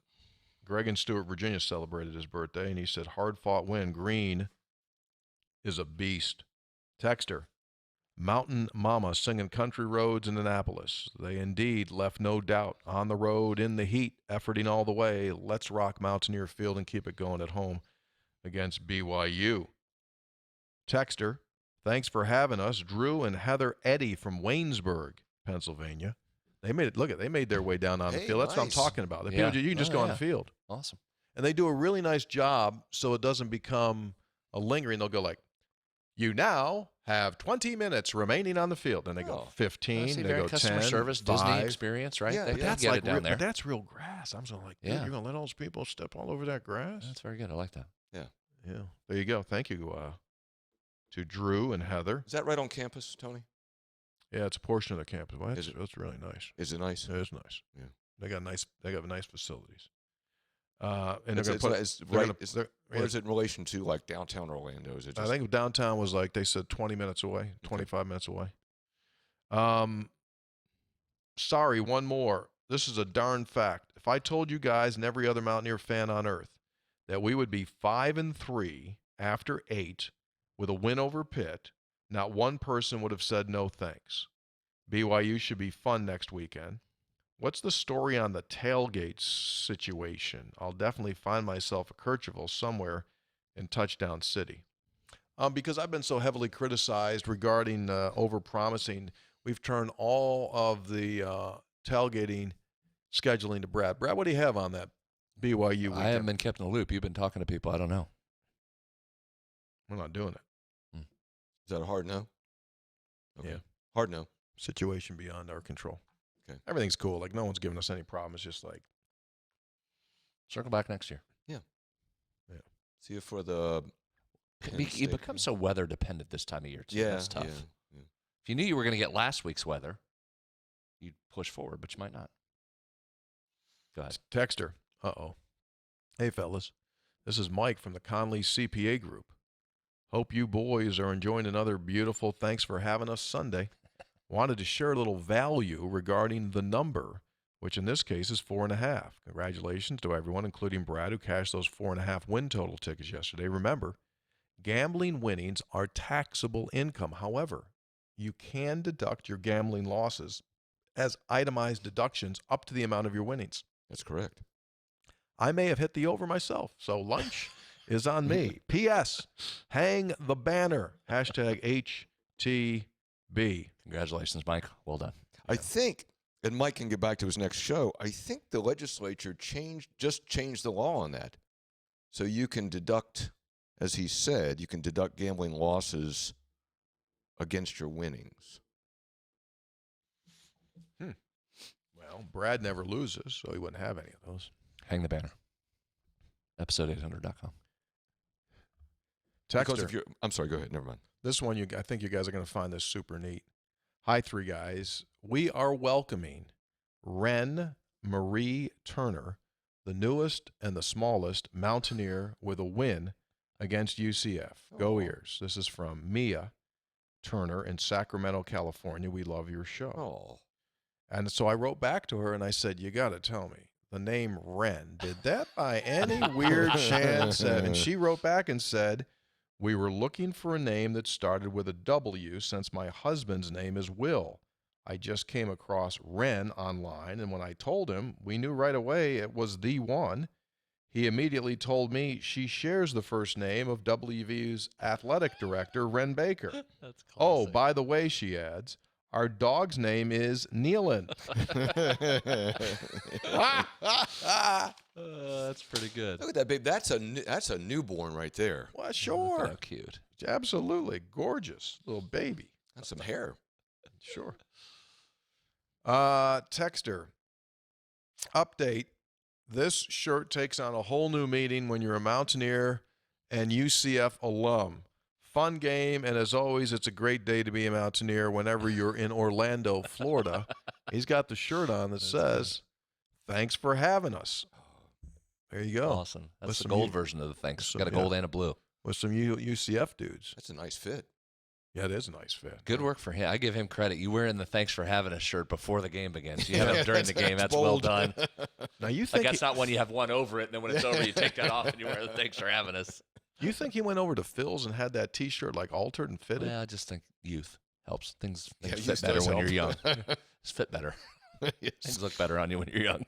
Well, I mean, Phil does alterations over there. Well, I mean, you absolutely could take your T-shirt in if you didn't like to fit, and Phil would have it done here in about 2 seconds. His guys. yeah. He's got 2 master tailors now, not just one, 2. Masters 2 hop. master tailors. Not journeyman, not apprentice tailors, like master tailors. Daniel. So yeah, could he have taken that? Yeah, absolutely. I mean, you could just you take could the take in a fabric. You could take a bolt of fabric. Is that what they're called? Sure. Bolt of fabric, and just had like a shirt made out of this. I'd go in the back and I've Make had you up Say a shirt. bolt of fabric. yeah, bolt of fabric. That's what it is. Industry term, Hop. Hey, Hoppy, Industry term. Yeah. Faustonian bargain. I've had 3 people ask me recently if he can take women's dresses over to Phil's to get Yes. them, and he does those. Sure. Yeah, it does tremendous, terrific. Outside tailoring, welcome.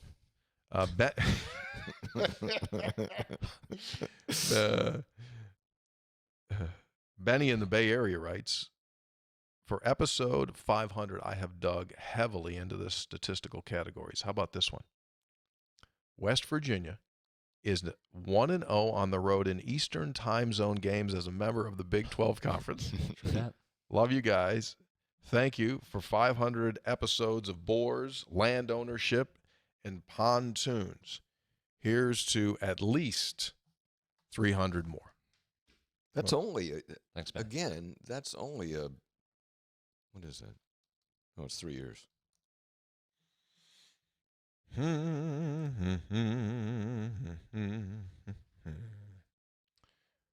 good folks at Lou Wendell Marine Sales have a 3 guys before the game special opportunity for you. And what we're talking about is the 2023 Avalon 2385 Entertainer. Top of the line tri-tune model, can be used for whatever you want to use it for. Water skiing, tubing, entertaining, family funds. You can make beautiful music. It comes with the Fusion system with the amp, 6 lighted speakers, easy use power steering, power assist. It's got slate teak flooring, interior, exterior, LED lights, just a few of the factory options. Standard options on the Avalon Tri-Tune Entertainer model. It's got a Honda 150 on it. You got to go in if you're interested and say, we want the 3 guys special price, $89,774. And obviously, you know, boating season wrapping up, but get that bad boy right now. Get it ready for next season, and before you know it, you'll be the dude or the dudette out on the water. Lou Wendell Marine Sales. Visit them, located in St. Albans, LouWendellMarineSales.com. Let's do this. Okay, so for our producers across the way, after the game was over yesterday, I did have opportunity to meet a couple of Mountaineer fans. Let's bring up this young lady in this picture who said I wouldn't use her picture. This is Susan Taylor. So she told me, so her husband asked if they could get their picture made with him. Mm-hmm. And then, you know what, as she's taking the picture, he goes, He doesn't listen. I'm the one that listens. Very good. Oh. I said, so you don't think we're idiots? And she said, no. Thank you. And the hubby works FedEx. They're a delivery company. And she's the listener. She goes, you wouldn't use it. I said, yeah, I'm using your picture. And then here's another one. What's her name? I'm sorry. That'd be Susan Thanks, Taylor. Susan. Yeah, she's terrific. And then the other picture, this is father and son. And Hoppy, you might remember these cats. This is Jesse and Art Rogers. They're from here in Morgantown. Okay, yeah. Yeah, and they're wonderful, and they were giving me all kinds of thanks for having us. So the dad, the dad Art, he said, I got to tell you this. He said we're walking out of the stands, coming down here right now, and he said, and I'm saying to these UCF fans on the way out, and they're saying, hey, good luck, they've good, and he goes, you know what I was saying to them? Hey, thanks for having us. And he said, you know what? They didn't even know what I was doing. Correct. That's why. Well, that's how it all started. Okay, you know what? We need to go do that. We need to tell the story? Go ahead and tell the story, because there are some people that want to know, how did thanks for having us start? So when I worked in the athletic department, Tony and I would be on at these road games. It got to the point, and it came up during the Rich era when you were just winning every game, right? So that became our little thing after the game, and it started just sometimes on the way to the bus. We just say, thanks for having us, like no big deal, like thanks for having us, appreciate you. We'll just get back on the bus, take our win, and see you. And then we got to the point where it became fun to be on the field or the court, to walk across the basketball court and give the thanks for having us. Road wins are hard to come by, right? So you got to enjoy the moment a little bit, but it was also a nice way. You don't want to taunt. You didn't want to appreciate the hospitality that the opposing administrators showed you while you were there. So just a thanks for having us was a nice way for us to legitimately thank them, but also kind of giggle to ourselves like, thanks for having us. So a favorite one, a couple of them stick out. We had a great one at the Peterson Event Center. Walking right dead across the middle of the floor, right across the logo. We'd always make sure we hit the logo. And sometimes it would be to people, sometimes just to ourselves, thanks for having us. And we'd giggle and chortle as we walked back in there. Probably the number one, Tony, UCLA. Poly Pavilion. You don't roll into Poly Pavilion very often and get the win. West Virginia did under John Beeline. We rolled right through the midcourt at Poly. Thanks for having us. It was the radio guys. Yeah. And but they like radio, and they were very, very nice. Sure. But it just so happened right as we were crossing midcourt, their radio analyst screams to Tony, said, "Hey, okay, Tony, safe travels back." And Tony, being polite and returning the favor, said, thanks for having us," and just walked out. It wasn't taunting. You weren't taunting the radio crew. Okay, this is my question. Yeah. And it's a very clever phrasing. So what percent is taunt and what percent is a sincere, professional thank you for having us? I like to view it. You know me, I'm not afraid of a little trash talk and taunting. It doesn't bother me. 80-20? In fact, I think it's healthy. This really isn't as much of a taunt as it is an internal way for Mountaineer fans to celebrate the win among themselves. Okay, that's a good way to phrase it. Right? It's really for yourself that you can kind of giggle and laugh. Well, thanks for having us, and walk out the door and get in your car. Whatever. We just won the game. It's kind of like bless your heart. Yeah. Bless your heart. Yeah, bless your heart. Bless your heart. Yeah. Okay. Yeah, that's what it is. I got it. 3 guys. I got a confession. Houston and Oklahoma State losses are my fault. I apologize to Mountaineer Nation. I'm sorry. This might seem silly, but I'm positive it's true. The last few seasons, I haven't been following sports as much as other things take priority. This season, I'm getting back into it. Before my hiatus, I had a silly tradition. I would only shave after West Virginia's game that week. If I shaved before, they always lost. Always. The last few seasons, I didn't really follow the team much at all, and well, the record shows. Today, Saturday, I'm in Charleston Conference, and we didn't get to watch the game. I decided after last week's loss I wasn't going to shave to prove my tradition was true. For the rest of the season, I will only shave Saturday night or Sunday morning for church. But the rest of the week, my neck shall be hairy for the Mountaineers. Once again, I apologize to all of your nation. That's definitely his fault. Correlation. Wonder who it was. Yeah. Hopefully, Hoppy can get his beer on the menu at this grill.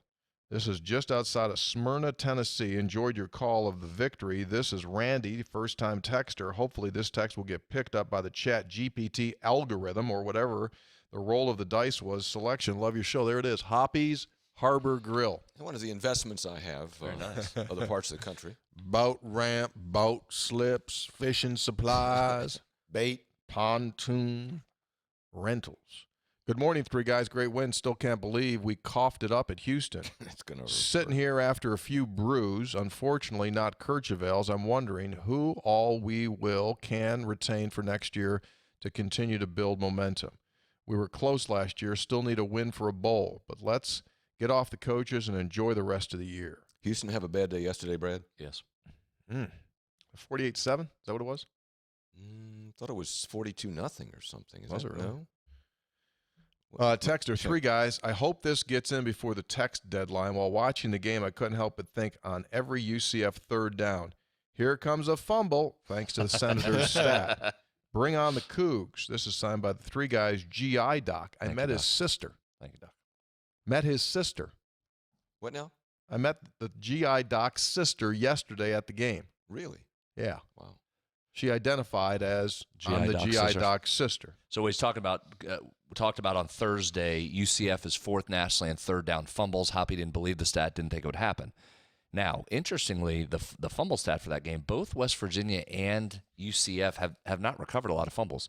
Tied for 121st in the country out of 132 in fumble recoveries. Each just had one each going into the game. West Virginia got one. Came on second down. Close. So there were no third down fumbles. Was not. Texter. Got a fumble on second down.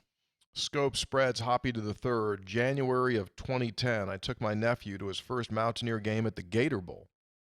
He later graduated from UCF. Today, there he is, Hoppy, when he brought him to the Gator Bowl. He was at Hooters.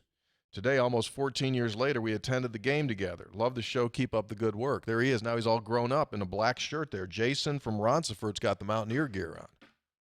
Excellent. So he brought the young. Can we should go back to the Hooters picture again? So that is him when he was. What did he say? He was 14. He's 14 there, and now go to the next picture. Now he's all grown up. That's great. He's all grown up there. Isn't that kind of neat? There you go. All right. Great week in Orlando. Congrats to the world champion Mountaineers.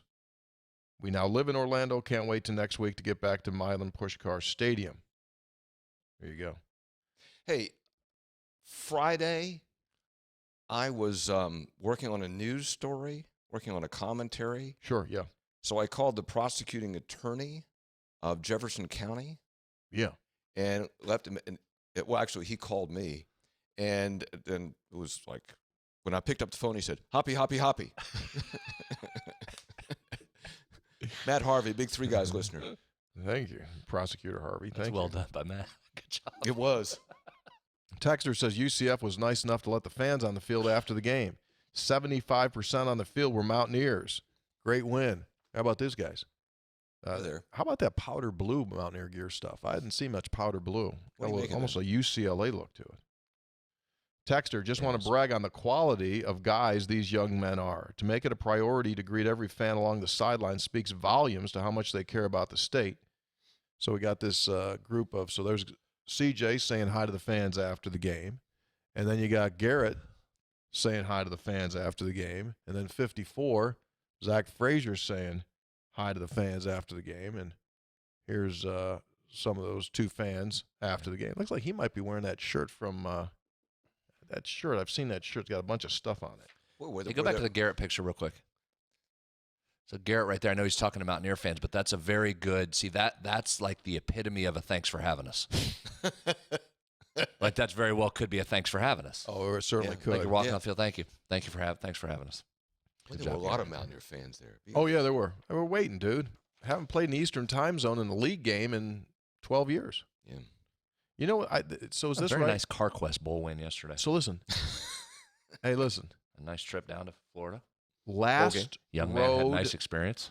Last road. Think of this. Probably get bowl rings out of that. Last road league win. Last road league win in the Eastern time zone before yesterday was when Stedman caught the ball against USF and fell on it, and they had to pick him up. Otherwise, you don't go anywhere. Don't That go to was the the Orange last Bowl. I got you the win. So your against the Orange last Bowl. 2 Eastern Time Zone bowl league wins are in Florida. Interesting stat. Yeah. Texter, I had the pleasure of taking in the game this weekend from beautiful Grant County on a hike up to Chimney Top, listening to the whole game on my battery-powered FM radio. Without a doubt, the most complete effort this season. Very pleased with the effort of the team and Neil's game plan and aggressive play calling. Following the hike, my wife and I ventured over to Randolph County to enjoy an evening at the Forks Restaurant and Inn, where we enjoyed a lovely dinner and evening. What a great weekend in West Virginia and a great win. Let's go, Greg in Pittsburgh. Texter, who doesn't love a thanks for having us game when you need it the most? I vote that Faustian Bargain now also refer to the Notre Dame coach as well. Congratulations, 500 shows. I can't wait for the next 299. Ben in Chicago. Texter says, happy 500th. Looking forward to 800, as I know you clowns will pull it off. Great win yesterday. I'm looking forward to my second night game of the season, hoping you all can effort some type of a food court this weekend. Hey, Tony, one of the That was Jennings, by the way. P1 Jennings. Jennings. Oh, yeah, Jennings. P1 Jennings. Yeah, P1. One of the we play Mountaineer Final Jeopardy on our pregame show, and the question, because it has to be an answer, but the question, the answer was this Mountaineer quarterback accounted for 5 touchdowns in the last time West Virginia played at UCF in 2003. And Rashid. And so I texted him. Of course, he would have been on the trip with the Mountaineers. I texted him. I said, hey, good luck. And I said, you had 5 touchdowns in that game, 4 passing, 1 running. And he said, I should have had 6. And there's a player. Oh, That's exactly what they think about. Yeah, should have should have another one. Yeah. You know, Rashid's, I mean, so many of those guys remember all their plays. Why does Undra not remember his fumbles? Now, why do you have to do that? Just a point. Why do you have to do that to Undra? I told you what happened when I sent him the videotape of his fumble against Boston College. Did I tell you that? Yeah, you say you need to verify it, right? He said, I need to research that. Yeah. I said, research what? You just fumbled on. It's on camera. Research it. We must have a crack crew working on it because I haven't heard back from him now in about 8 weeks. That's really unfair. I mean, you've tainted his career.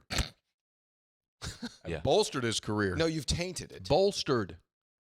How many times do I say he left as the 3rd all-time leading rusher after I disparage his fumbling?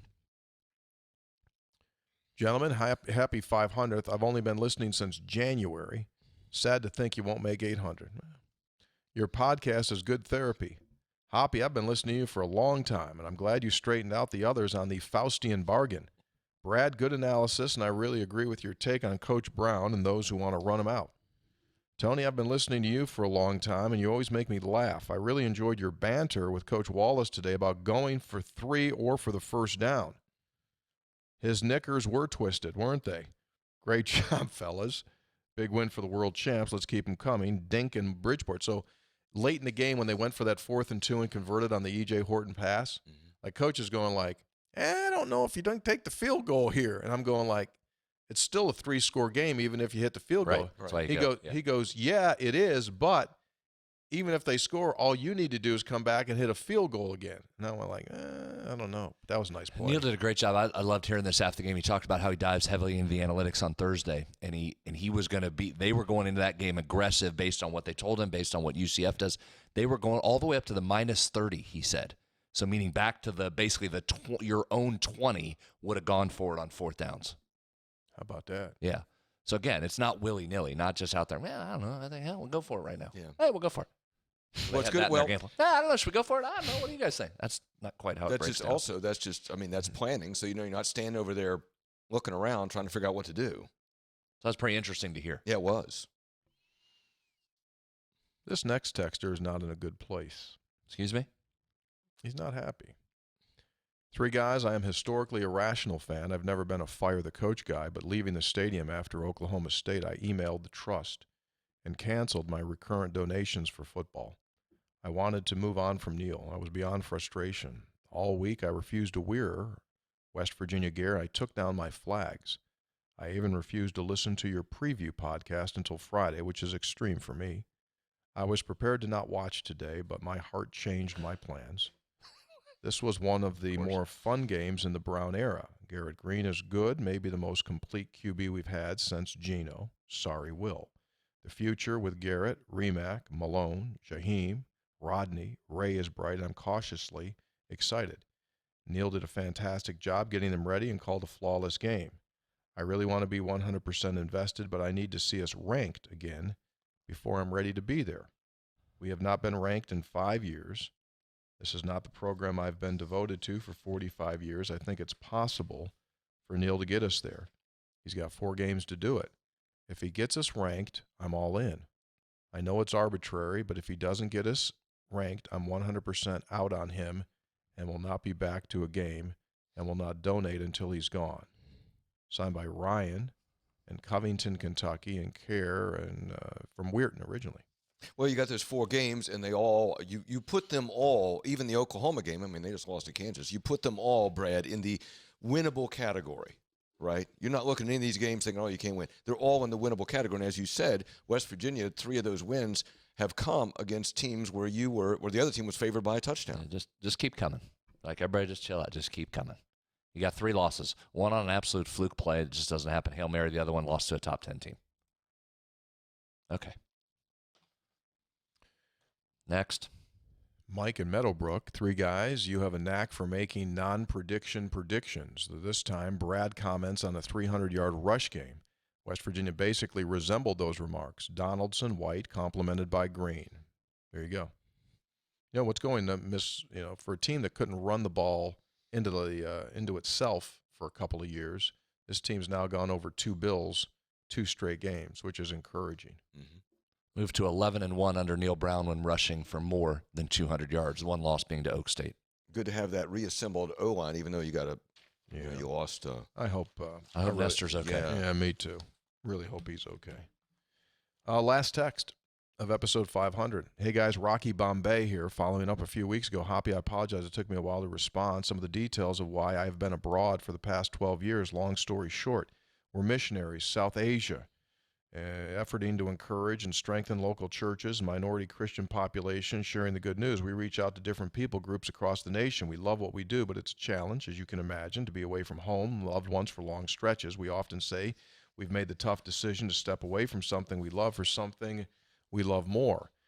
West Virginia International Connection story. My family and I check into a hotel while traveling on Saturday. Remember, we're 10 and a half hours ahead of Central Time. I took the kids to the hotel pool. Third song on the radio, we hear Sweet Caroline. Instinctively, I was obliged to sing along in our family G-rated version, which says Eat Poo Pit. Well done. But it didn't stop there. At dinner, they got live music there. Several songs in, and you guessed it, they sing Country Roads. My kids loved it. This happened in just a couple of hours before kickoff time in the U.S. Gave me a good feeling that it wasn't the only time I'd be singing Country Roads yesterday. It truly was a great day to be a mountaineer, all the way over here in South Asia. Great win. Love listening to you guys each week. By the way, I do own property in Fayette County. Of course. Signed by Rocky Bombay. Appreciate that, Well Rocky. done. Hey, real quick, I know we're behind on time. One quick shout-out. Met some great people at the basketball game on Friday. Stopped by, said hello. Who's that? Who were they? Multiple people. One in particular, Walker, my guy Walker from Summersville. Thank you to Walker. Walker from Summersville. Yeah, younger demo. Oh, that's Younger good. demo for us. So thank you, Walker. It was nice to meet you and your family. Is he a P1 fan, probably? He listens. Yeah, well, Yeah. that's good. Yeah. Yeah, that's awesome. That's awesome. Well, very good. Special thanks to everyone for making us able to do 500 episodes. We certainly do appreciate it. 3 Guys brought to us by Comax Business Systems, keeping West Virginia's business data safe, secure, and efficient for 25 years. And efficient. By GoMart, triple rewards points in the month of November through December. Triple reward points on Tuesday. Get your card, sign up, go to gomart.com to get the card or download the app, and you got it. 3 Guys brought to us by Lou Wendell Marine Sales in St. Albans. They sell family fun. Visit LouWendellMarineSales.com.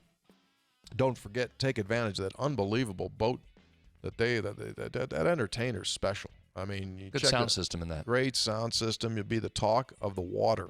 Probably Mountaineer fans coming back from Florida now on Just coming up the coast. one of those on the Absolutely. intercoastal Connectal. waterway. Faustian bargain. Yeah, absolutely. 3 Guys also brought to us by the Conley There's that boat. Conley CPA Group, providing value beyond the numbers. And thanks to Mike for weighing in on the textual healing portion today as well. Yeah, he just reached out on a text here in show text. Thanks Wants to go, Austin wants to for go the, have supper with us. We're going to come up here and have supper. Yeah. Yeah, Thanks to- Austin, thank you very, very much for 500. All right. 500. We spare no expense. Hey, look at the balloon straightened out right on cue. Right on cue. Right on Perfect. cue. Very, very cool. All right, very good. Adriana, Lenhart, Luke Rousey, our producers, and Austin Wright as well. We're back Thursday with our preview of West Virginia and BYU. Thanks for being with us. Oh, I got to tell you something. Later, after the show, about Thursday. You're here or not here? Well, I want to be here. Oh, we got a situation. All right, fine. We'll try to get him here Hit for the music. Thursday. See ya.